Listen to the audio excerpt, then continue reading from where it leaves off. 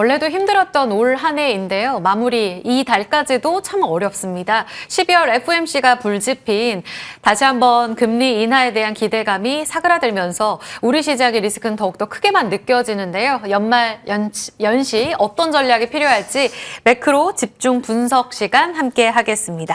빈센트 이코노미스트 모셨어요. 어서 오세요. 네, 안녕하세요. 빈센트입니다. 오랜만에 나오셨습니다. 오랜만이었습니다. 네. 성함으로 불러드리는 게 더 편하신가요? 입에 붙는 대로 부르시면 될 것 같습니다. 빈센트 이코노미스트라고 제가 그러면 질문을 드릴게요. 지금 매크로적으로 굉장히 안 좋은 뉴스들이 더 산적한 그런 시장 분위기 안에서 오늘은 좀 반등을 주지만 미시장도 지난 금요일 전까지 최장 기간 또 하락을 보여주지 않았습니까? 일단 미국 물가 이야기를 먼저 드려볼게요. 11월 PCE는 금요일에 발표된 거 보니까 예상 하회에서 좀 안도한 것 같습니다. 그런데 FOMC 보니까 파월이 지금 물가 심상치 않게 보더라고요. 그 리스크 얼마나 크다고 보세요? 일단 파월 의장이 인플레이션에 대해서 얘기했다는 것은 이전보다 녹록치 않은 물가 상승률이 나타난다고 보고 있고요. 아시는 것처럼 미국의 인플레이션 지표는 크게 두 가지가 있습니다. 하나는 우리가 소비자 물가 상승률, 흔히 CPI라고 얘기를 하는 거고, 또 미국은 워낙 소비 경제가 중요하다 보니까 PC 인플레이터라고 해서 미국의 소비에 영향을 미치는 물가들을 집대성한 지수가 있어요. 자, 이 CPI와 PCE가 아까 말씀드렸던 것처럼 약간의 최근의 추이가 좀 다릅니다. CPI 같은 경우는 3개월 연속 상승세를 보이고 있어서 파월 의장 같은 경우는 매우 좀 녹록치 않다. 이러다가 인플레이션 압력이 매우 높아질 것 같다. 더구나 내년도 1월 달에는 트럼프 2.0 시대가 도래하기 때문에 인플레이션 압력이 높을 것 같다는 우려감이 있는 반면에 지난주에 발표한 PC 인플레이터는 11월 달 기준인데 예상보다 하회했습니다. 자, 결론적으로 보면 주체가 누군가가 좀 중요할 것 같아요. 미국의 연준은 즉 통화정책을 펼 때 기준이 되는 것이 CPI가 아니고 PCE입니다. 그런 의미에서 보면 여전히 녹록치 않은 부분이 있지만 그래도 통화정책에 변화를 줄 만큼 아직까지는 인플레이션이 크게 높진 않다라고 해석을 할 수 있을 것 같고 지난주에 발표됐던 PCE의 전월 대비 0.1%의 둔화세, 즉 둔화폭이 좀 완만해진 것이죠. 이것이 시장으로 하여금 상당 부분 안정감을 줬다라고 할 수 있겠습니다.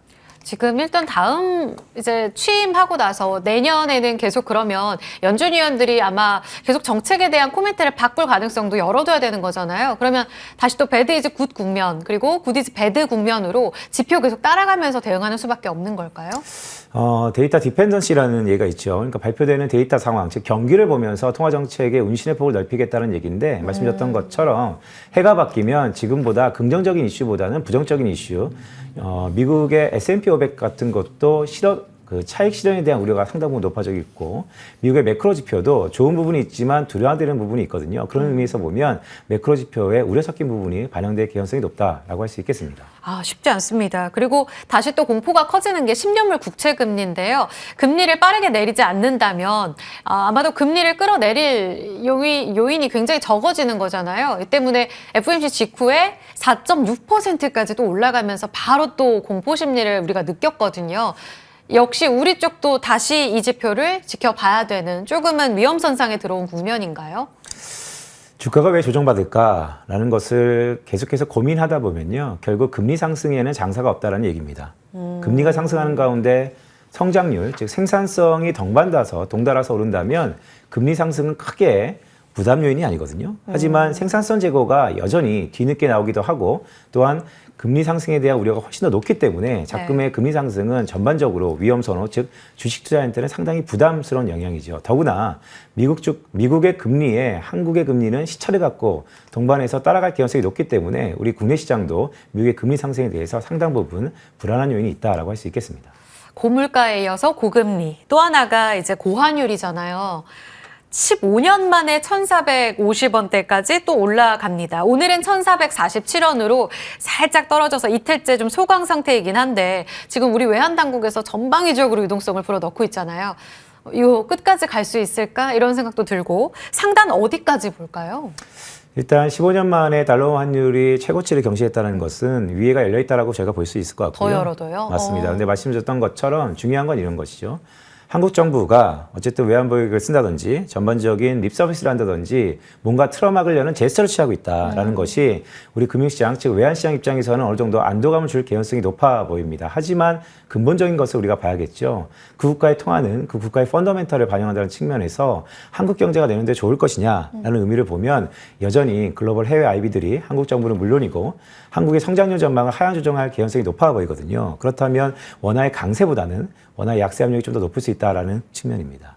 달러 제외하고 봤을 때 지금 엔화 쪽 혹은 위안화 쪽의 어떤 시그널 자체는 크게 의미 있게 보지는 않으세요? 항상 의미가 있죠. 왜냐하면 달러 인덱스는 선진 6개 통화들의 지폐성이고요. 우리 아시아 통화는 좀 더 브로드한 달러를 보여야 되기 때문에 그런 의미에서 보면 위안화의 영향력이 상당 부분 높습니다. 더구나 이전보다는 조금 영향력이 결여됐다 하더라도 한국의 프락시 통화, 즉 대리 변수 중에 하나가 위안화이기 때문에 위안화의 향방 매우 중요하다라고 할 수 있겠고요.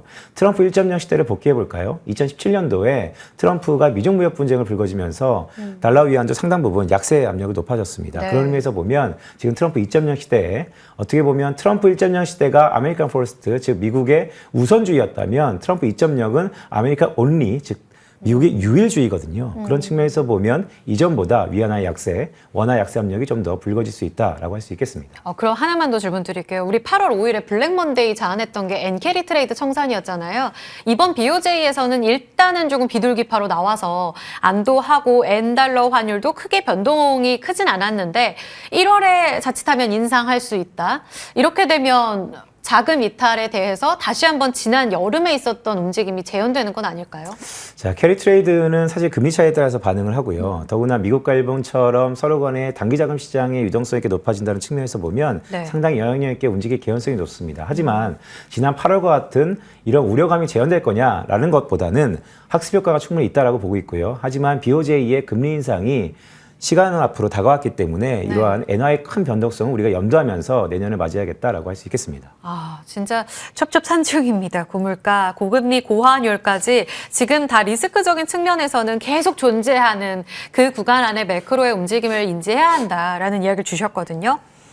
그러면 다음으로 또 넘어가서 금요일 날 FOMC 이 매파적 스탠스를 소화했던 시장 분위기에 플러스 알파로 또 하나 나온 게 예산안 통과, 꼭 잊을만 하면 찾아오는 이 내용인 것 같은데 트럼프가 여기에 좀 반대를 하는 움직임 속에 이제 취임 이후에 또 이 변동성이 커지진 않을까? 이렇게 시장은 보고 있는 것 같아요. 일단은 통과가 됐습니다만 트럼프가 이번에 부채 한도 폐지를 주장했잖아요.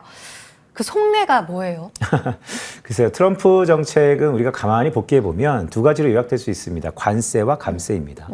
관세는 대외적인 협상 테이블에 놓여 있는 거고 감세는 민간들의 생산성 제고를 측면하는 것이죠. 하지만 이 두 가지의 교집합은 공교롭게도 재원 마련에 대한 우려가 있어요. 자, 미국 정부가 상당 부분 부채가 높죠. 그렇다면 재원 마련에 대한 허들은 여전히 트럼프 시대에 다시 한번 발목을 잡을 개연성이 높습니다. 당연히 트럼프 대통령 같은 경우는 계속해서 예산에 대한 부담을 어느 정도 제거하려고 끊임없이 노력을 할 것 같고요. 그렇죠. 그런데 이게 처음 있는 일이 아닙니다. 지난 5년 전에 트럼프 1기 때는요. 트럼프 대통령이 이런 얘기를 했었어요. 실제 액션이 취해졌는데 부채 한도 협상은 1년에 한 번씩 하거든요. 하지만 트럼프 중기 이후에는 2년에 한 번씩 부채 협상을 했었습니다. 즉 트럼프 같은 경우는 부채 협상을 없애는 것은 땡큐지만 없애지 못하더라도 그 테스트한 그 시기를 상당 부분 1년에서 2년으로 좀 더 넓힐 개연성이 충분히 있다라고 할 수 있겠습니다. 그럼 리스크를 너무 크게 보진 않아도 된다는 말씀이에요? 미국의 부채를 우리가 대마불사라는 얘기가 있죠. 상당 부분 미국의 부채는 글로벌리 문제가 있습니다. 달러 패권하고도 연결이 있고요. 하지만 미국의 부채가 이렇게 높아졌는데 달러 패권이라고 할 수 있는 프락시, 즉 대리 변수에서 지금 달러가 강하죠. 그렇다면 미국의 부채가 언제든 뇌관일 수 있지만 그게 우리의 큰 가십거리고 아니면 우리의 큰 장애물이 될 것이냐 저는 그렇게 생각하지는 않습니다. 그렇군요. 정부 지출은 낮추라고 하고 줄이라고 하고 부채 한도는 또 폐지해달라 해라 하고 하니까 굉장히 좀 그 안에서 혼란스러운 시장의 반응이 고스란히 이렇게 지수의 변동성으로 나온 게 아닐까 싶었는데요. 크게 또 지금의 걱정은 좀 기우다 이런 이야기를 하셨기 때문에 움직임도 체크해 보도록 하겠습니다. 원달러 환율 이야기를 앞서서 좀 길게 좀 질문을 드렸는데 상단은 좀 열어두신다 하셨어요. 아마 금통위 쪽에서도 이달까지 해서 2달 연속에 금리 인하를 단행하지 않았습니까? FOMC 이번 발표 보고 아마 이창용 총재의 고민이 더 깊어지지 않았을까 싶습니다. 그 인하와 관련된 시기, 속도, 규모 측면에서 내년의 변동성이 커질까요? 지금의 시점에서 내년을 전망하는 데 있어서 변동성이 작다보다는 크다라는 전망이 좀 더 합리적일 것 같고요. 아까 한국은행은 2번 연속이라는 말씀 주셨는데 최근에 네. 재미있는 3번 연속이라는 게 있죠. 미국은 3연속 금리를 인하했고요. BOJ는 3연속 금리를 동결했습니다. 한국은행도 해가 바뀌면 3연속 금리 인하를 할 가능성이 높다라고 보고 있고요. 금리 인하는 시간 싸움일 것 같습니다. 왜냐하면 자 금리를 왜 인하하느냐. 물론 한국은행은 물가 정책을 피고 있죠. 타겟팅 물가가 목표제입니다. 하지만 최근의 상황들 혼탁한 정치 상황에서 발간되는 우리 한국의 성장률 하향 조정을 예상한다면 좀 더 선제적으로 금리 인하는 당위성 측면에서 먼저 하는 것이 어떨까라는 개인적인 생각입니다. 그럼 조금 더 상반기에 집중돼서 인하할 수 있다 이 말씀인 거죠. 이미 사실 한은에서는 내년도 1%대 저성장 나올 거라고 본 상황이잖아요. 맞습니다. 1%의 저성장이 지금은 낮게 보이지만 글쎄요. 재정 집행에 대한 속도라든지 추경에 대한 예산 더 나아가서 대외적인 불확실성을 감안해 보면 1%의 전망도 희망 섞인 전망이 아닐까라는 개인적인 생각입니다. 이를 지지하기 위해서 아마 안간힘을 쓰는 그런 정책들이 곧 발표가 되지 않을까. 알겠습니다. 금리 인하 그 속도와 움직임은 어느 정도로 빠르게 진행될지 여기에 좀 집중해서 살펴봐야 될 것 같습니다. 마지막으로 좀 질문을 드릴게요. 이제 2024년이 몇 거래일 남지가 않았거든요. 이 매크로 때문에 이리 쳐이고 저리 치우고 정말 강달러 고금리 고물가가 25년에는 고스란히 이전돼서 더 크게 우리 시장을 공격할 수 있다. 이런 이야기들이 나오고 있잖아요. 그런 측면에 있어서의 대응적인 측면 어떻게 가져가야 된다고 보세요? 글쎄요. 매크로라는 것이 좀 더 한 발짝 뒤에서 전반적인 시계를 볼 수 있는 눈이라는 측면에서 보면 우리 패러다임의 변화, 패러다임 시프트라는 얘기를 많이 했었죠. 한 4, 5년 된 것 같습니다. 그런데 고민해보면 그때 그 얘기가 트럼프의 재집권, 트럼프의 집권 이후에 나타났던 패러다임 시프트이거든요. 즉 저금리 시대는 끝났다. 이제는 고금리까지는 아니더라도 중금리, 중물가 시대로 접어든다. 자, 그런 트럼프가 내년도 1월 20일 날 재취임을 합니다. 새로운 물가 상승에 대한 압력이 높아진다는 것을 기본 가정으로 깔고 전반적인 투자 전략을 세우자라는 말씀을 드리고요.